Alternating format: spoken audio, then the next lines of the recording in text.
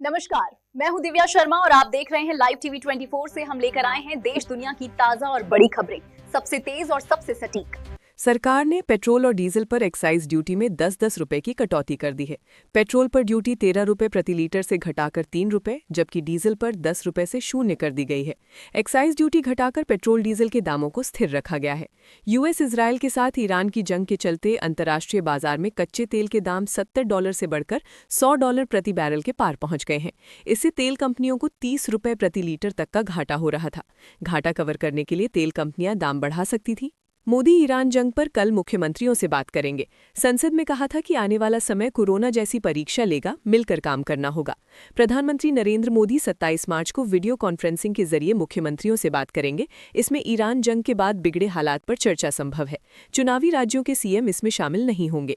मोदी ने 24 मार्च को राज्यसभा में कहा था कि ईरान जंग जारी रही तो इसके गंभीर नतीजे होंगे। आने वाला समय कोरोना काल जैसी परीक्षा वाला होगा।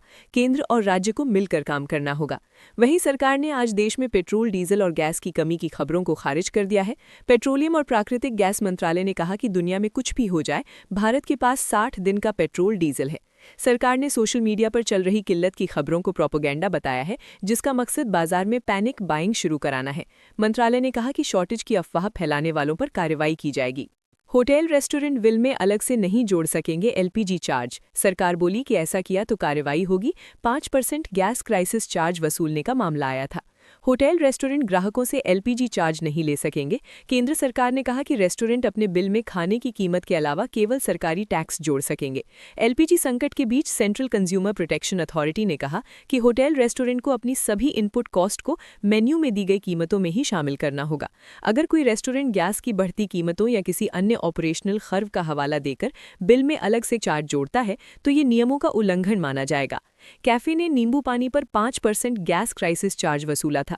बेंगलुरु के एक कैफे ने नींबू पानी के बिल पर 5% गैस क्राइसिस चार्ज लगाया था। ग्राहक ने 2 मिंट लेमनेड ऑर्डर किए, जिनकी कुल कीमत 358 रुपये थी।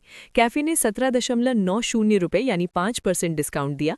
फिर जीएसटी के साथ 5% यानी 17.01 रुपये गैस क्राइसिस चार्ज जोड़ा। इससे कुल बिल 374 रुपये हो गया। पुतिन बोले, ईरान युद्ध से कोविड जैसे हालात का खतरा, जो जंग लड़ रहे हैं उन्हें भी इसके असर का अंदाजा नहीं। रूस के राष्ट्रपति व्लादिमीर पुतिन ने ईरान युद्ध को लेकर चेतावनी दी है। उन्होंने कहा कि इस युद्ध से कोविड महामारी जैसे हालात हो सकते हैं। मॉस्को में बिजनेस लीडर से बातचीत में पुतिन ने कहा कि मिडिल ईस्ट में जारी जंग के नतीजों का सटीक अनुमान लगाना मुश्किल है। उन्होंने कहा कि जो देश इस युद्ध में शामिल हैं उन्हें भी इसके असर का अंदाजा नहीं है।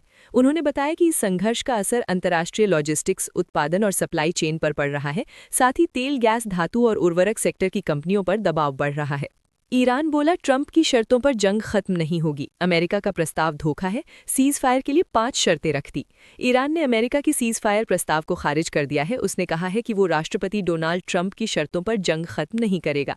ईरानी अधिकारियों के मुताबिक अमेरिका ने मध्यस्थ देशों के जरिए जो प्रस्ताव भेजा वो धोखा है और जमीनी हकीकत से कटा हुआ है और इसका मकसद सिर्फ दबाव बनाना है।